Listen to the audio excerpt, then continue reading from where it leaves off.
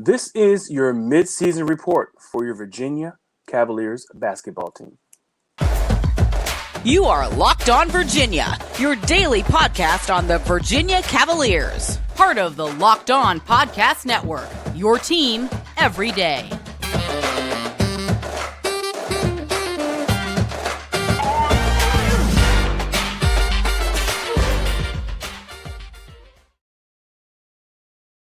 Good day, viewers and listeners. I am your host, Big Law, Lawrence Johnson, and welcome to the Locked On Virginia Cavaliers podcast. As the first listen, thank you for making this podcast, Locked On Virginia, your first listen today.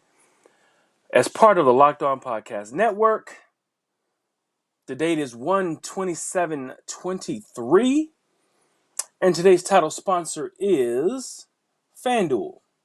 This episode is brought to you by FanDuel Sportsbook, official sportsbook of Locked On. Make every moment more. Visit FanDuel.com/Locked On today to get started. So as we said before, this is the midseason report. And remember, when we're going into, the midseason report, I'm taking into consideration that this team is going to go deep into the tournament. Some people may not want to do it that way, but this is a little bit skewed, a little further up the schedule. So let's go ahead and get into it, guys. Of course, like I said, it's Friday, TGIF, time to, let our hair down. We get into also playoffs, but let's go to our Virginia Cavaliers, what we love so much for the basketball team. So right now, for your midseason report, I gotta say this. I am pleasantly surprised. This is just a progress report now, but I'm pleasantly surprised at where this team is sitting right now. If you kind of look at, I'm basing this off of last year and where I thought this team could be, based off of then. So now I'm looking at the team. I think the team is late tournament worthy, and I think that the team can be special, but there's just some pitfalls and some holes, in some of the games that they've played, where they go into these droughts.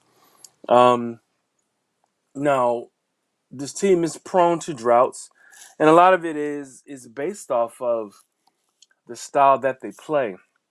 Now, they've proven, especially in the championship year, that they can play up-tempo, which they have with Kyle Guy, Ty Jerome, DeAndre Hamilton. Whenever you put those guys in, they can play half court and they can DeAndre Hunter, and they can run. And whenever they ran, they would run to get open shots. This team has some of those qualities now, but they're just starting to find themselves in playing that style of offense. Sure, Tony Bennett has these guys running the defense the way he wants the defense ran, running the offense the way he wants the offense ran. But I think when you get into tougher competition, you get later in the year when teams can execute just as well as you, and they are as athletic or more athletic than you, they can run the court better than you, you have to come up with some kind of a solution other than, you're just going to strictly play half court, strictly play your pack line defense, which is Tony's staple. He's just doesn't want to change that, and I understand that. He's had a lot of great success doing it. But sometimes, when you get into those tournaments on defense, instead of the pack line, it might not be working. They may be shooting the lights out. Maybe you got to put some pressure. Maybe you got to come up, and give, some full court pressure. You got to start pressing. Not saying that you're pressing so hard that you leave yourself open on the back end for a layup, but, switch it up a little bit, because sometimes you have a dynamic enough point guard, in the offseason, which, when you're talking offseason, when you're talking postseason, because when you're talking postseason, typically your guards are your most important players. They pretty much control the game, especially the way that this game is played, in these times.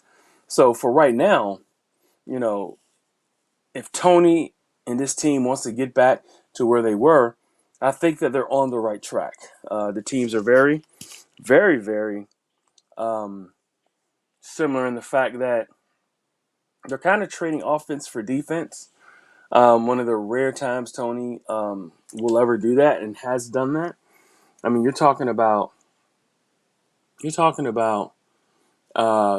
taking out, Caden Cedric, your big man, your shot blocker, your bouncy rebounder, shot intimidator as well, and putting in BVP Bennett Vanderplas, a 1-year player from Ohio who really seems to have fit in like a glove. It's almost like BVP has been a Virginia player his entire career. He was a little bit slow in the beginning, but now he's going full blown. He's looking good. To me, as where sometimes with Caden or Poppy Cafaro, those guys sometimes uh, would have some issues with ball security. Now, they did give you what you wanted when you're talking about kind of a big body, and it would also give you unnecessary fouls, as well, which Tony Bennett absolutely despises. When you give up, when you have fouls that are unnecessary and they kind of mess up a whole defensive stand, and you give up fouls, especially late in the clock. Um, he substituted the shot blocking, which is so rare for him to do, for the other end of the court. So what Bennett does, though, maybe he's not the great shot blocker. He stays in front of his defender, or his offensive player. Him being the defender, he moves his feet and he gets in front of the big men that he's guarding and makes them shoot over him. Which is what you want when you're playing center and you're undersized. You're an undersized center. But I'm looking forward to seeing where we go from the Bennett Vanderplas moving into the second half of the year, and into the tournament, because remember, tournament time is when he really cooks. And he that's what he did at Ohio, and he just may be getting started. That's kind of what I feel. But before we go any further, the NFL playoffs are here. We're excited about our new sports betting partner for Locked On, because they're the number one sports book in America, FanDuel. And if you're new to FanDuel, it's even better. They have so many great features that make betting on sports fun and easy. New customers join today to get started with $150 in free bets, guaranteed, when you place your first $5 bet. Sign up at fanduel.com/locked on. FanDuel has your favorite bets, from the money line to point spreads to player props. Plus, you can even combine your bets for a chance at a bigger payout with a same game parlay. Well, there's some big bets this weekend. Of course, the closer you get to the Super Bowl, the more heightened the betting frenzy is.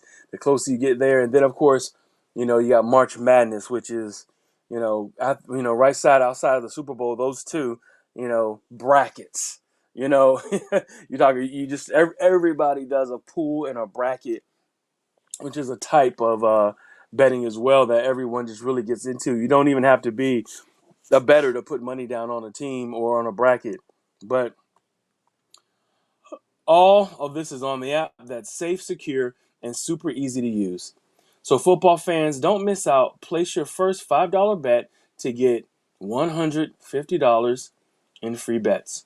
Win or lose at FanDuel.com/lockedon.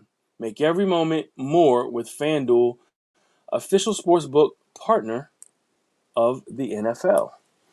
Yes, so we are doing our midseason report. And like I said, this midseason report is skewed, because I always figure this team is going to go deep into the tournament. March Madness starts in, late February-ish, or mid to late February-ish, and doesn't end until mid-March. So I'm looking for this team to continue to push on. Let me give you the records. Oh, and before I go any further, we got to give our condolences to Billy Packer, who passed away this morning, I believe, or yesterday, at 82 years old. He is the kind of like similar to like a Dick Vitale, kind of a staple, a um, uh, one of the announcers that you can recognize his voice immediately out there. And it's a shame that he's passed away and he's transitioned on. But condolences to the Billy Packer family and everybody that's affiliated with him.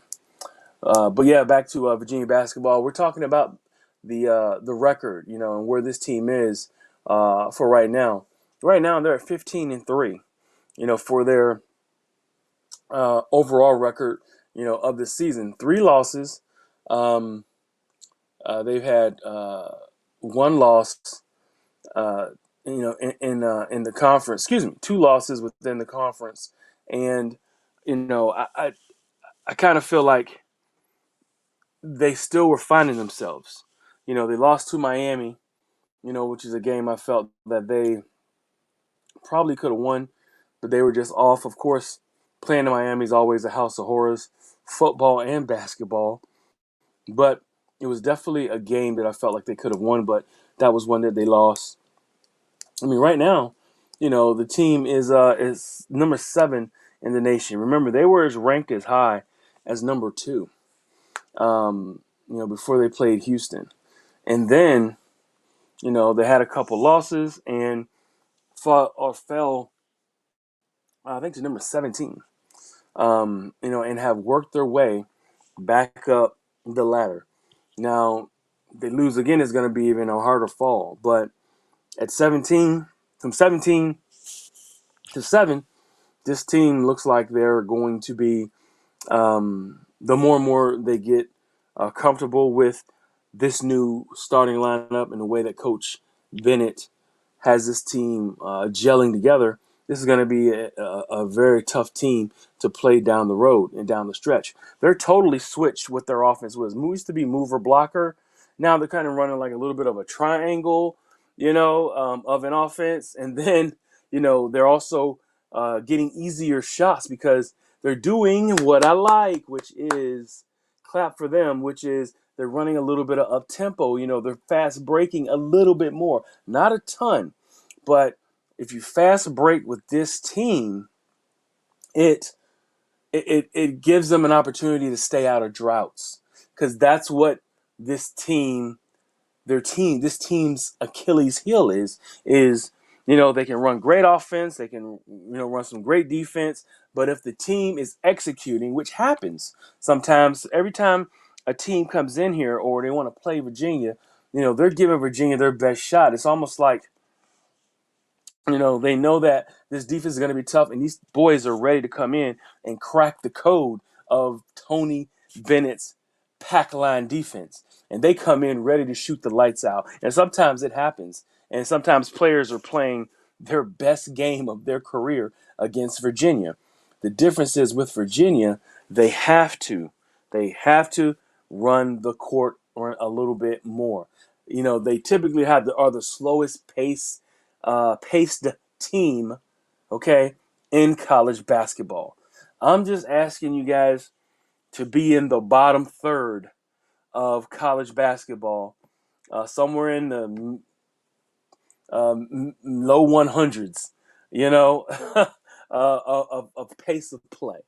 And if they could pick up their pace of play, just a little bit, so that maybe there's 10 fast break points. 10 fast break points is like scoring 40 points for Virginia, in that game. As much as they don't fast break, that is a ton of points for them. So if they pick up that pace of play just a little bit, force the team on their heels, they're with their guards who can drive. You got Amon Franklin, who has shown he's driving a lot better to the bucket. Your best driver to the bucket, Reese Beekman. Okay, Reese Beekman is healthier, almost 100%. Has always got to the bucket. Is getting to the bucket. Kihei Clark, another one. Point guard, penetrator, distributor, gets to the bucket. If Kihei was about 3 inches, 4 inches taller, he'd be an NBA draft pick to me. It's just he's only 5'10", and I'm being generous on that. I stood beside him. He's not quite that tall, but he is very strong and thick. But he's not that tall. But he is. I call him the little general for a reason, and he's playing his best college basketball of his career. Now the Wahoos have won 5 in a row, and remember I talked about a 5-leg game trap game stretch. Okay, they're through 3 games. The toughest game was the last one they played against Wake Forest. And the next game coming up is probably the most winnable game, which they should win. And this was against Boston College. Not saying that Boston College can't beat them because BC has played tough this season. But they got JP and the JPJ. They have Boston College this weekend. I will be there for that game. It's a noon tip-off on ESPN, one of the ESPN affiliates. Anyway, I don't have whether it was I don't know if it was the ESPN U or ESPN2 or maybe even the ACC network, but they are playing at noon. Look for it on your local guides. But yeah, the number 17, we're ready to go. Second in the ACC, still behind Clemson. And Clemson, I don't know what's going on with them, and I really haven't had a chance to sit down and study that team. So deep into my Wahoos, I'm just seeing what this Clemson team is doing, and apparently maybe they might be the proof is in the pudding. Maybe they are what their record says that they are. They're 9-1 in the ACC. They have 17 wins. So yeah, this could be a showdown. Remember, UVA plays Clemson next to the last game of the year, which if they continue on this path, it could be a clash for the ACC title, and I'm all in on that, and it'll be definitely fun to watch. But let's talk about some stats of the players and where they are right now and how they fit on this team. I'm gonna start with the leading scorer. I'm gonna do this in order of leading scorer to the top. I'm going with the top 7 players. And kind of give you an analysis of them, who I think is the defensive and offensive player of the year so far. Omaha Franklin, and now we're talking about him, averages 12.8 points, 4.6 boards, and 1.2 assists. This team would not be where they are without Omaha Franklin scoring and shooting 40%, almost 41% from 3, something that we have not seen from him at all until this year.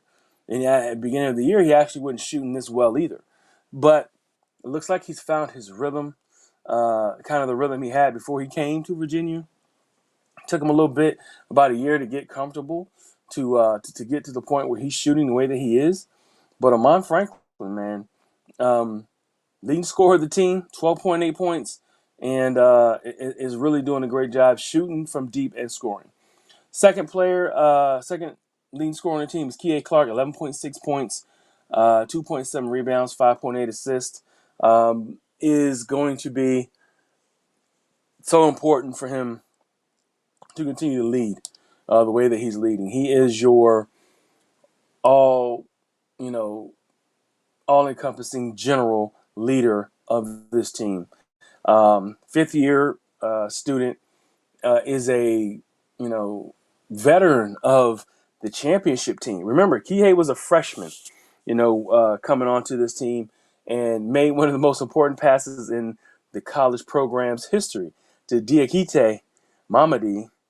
And of course, the rest of the history, Diakite hits the shot, and UVA goes into overtime and goes on and wins that game on to the Final Four championship victory for the next game against Texas Tech. So, this is a great player to have, and it's awesome that he had came back, because remember, he did some of the senior events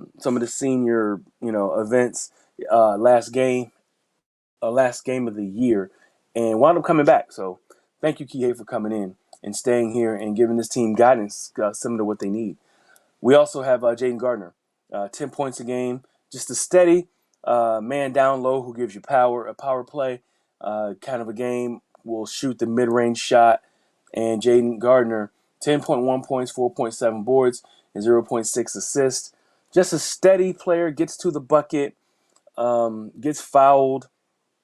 Nice mid-range game. I'll call him kind of a baby David West, where he's your power forward, shoots mid-range assassin type of a player.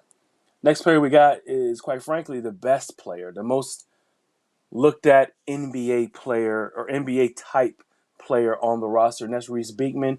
He's averaging 9.8 points, pretty much 10 points, 3.4 rebounds, and 5.1 assists. He has the best all-around game, offensively and defensively. He's the one who will come in. I think he's averaging almost one steal a game as well. He comes in and plays just a great all-around he's like the glue for this team. And as he's the glue, he keeps everybody chimed in. He makes defensive plays when you don't expect him. He also does a great job of hitting down open threes and covered threes. Okay, he's shooting shots, making shots when I didn't really expect for him to make them. He wasn't a great shooter last year. He could get to the bucket always, but now the advent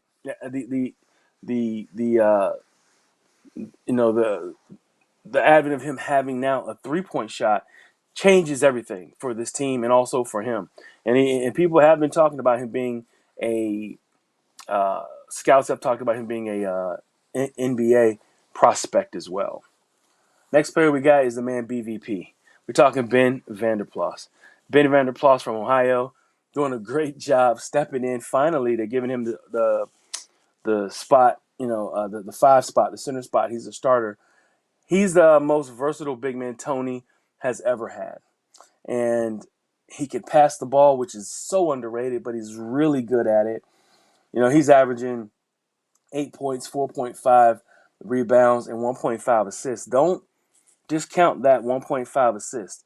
His distribution of the ball when he gets double teamed, or when when the big men step out on him and he's able to pass the ball, a la kind of Princeton offense-ish, of his style.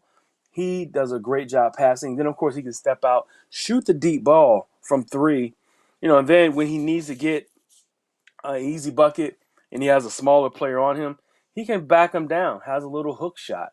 He has a complete game, in my opinion, as a big man. It's just a matter of, him just continuing to get comfortable playing that center position as Jaden Gardner is playing the power. Reese Beekman, Amon Franklin, and Kihei rounds out that starting 5.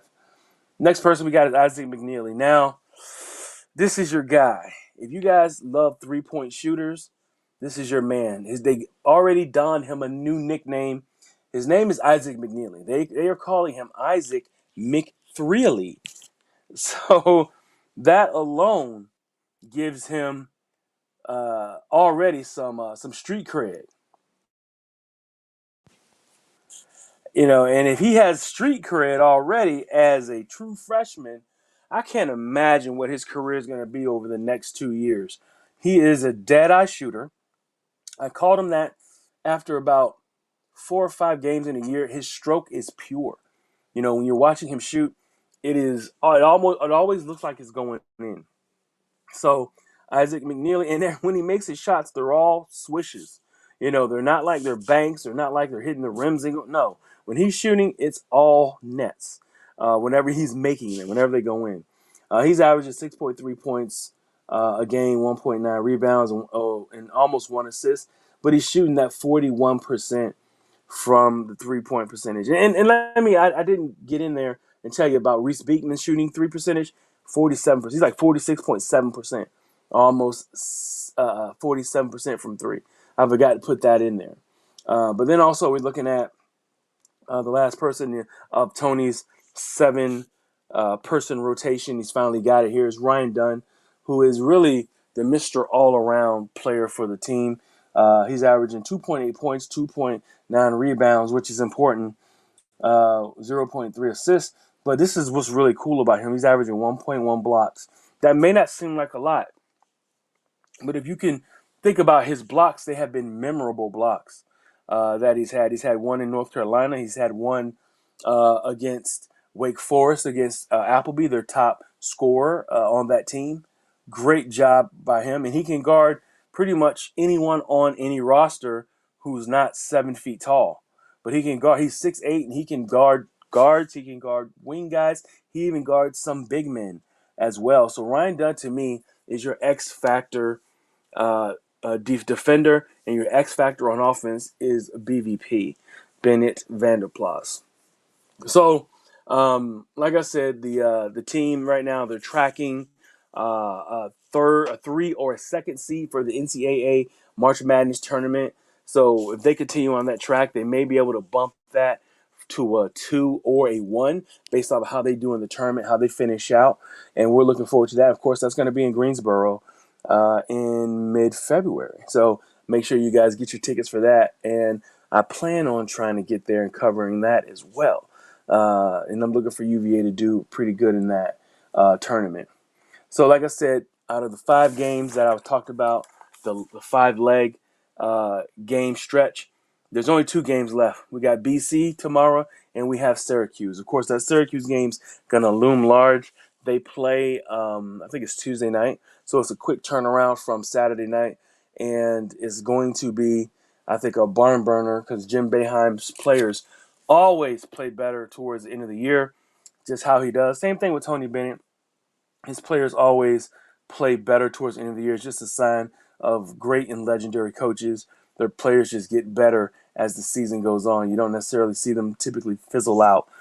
They just continue to play hard and play tough, and they get victories. They get victories, and they add them on. But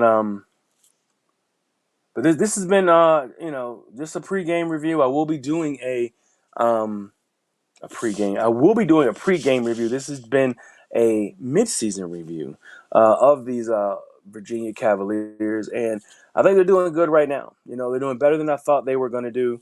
And make sure you check me out on some of my other platforms as well. You can check me out on my 7 City Shop Talk platform. Also, go to YouTube, look for my Locked On Virginia YouTube site. Make sure you subscribe there. Make sure you comment there. And that'll keep this thing running. I love doing it, and we'll continue to keep you guys entertained as long as you keep coming. We want to thank you for making Locked On Virginia your first listen every day. Make sure you check out the brand new podcast, Locked On College Basketball. Everything you need to know about college basketball in one place. Plus here, your big name experts, insiders, coaches, and experts. Locked On College Basketball available on YouTube or wherever you get your podcasts. Thank you guys. I'll see you tomorrow, and Wahoo!